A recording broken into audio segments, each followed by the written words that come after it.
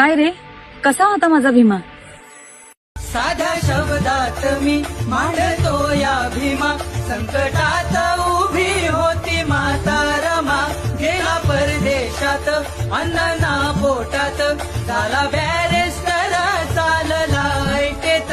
मान उंचावली लेखणी बोलली, साऱ्या समाजाला कोण तारला का?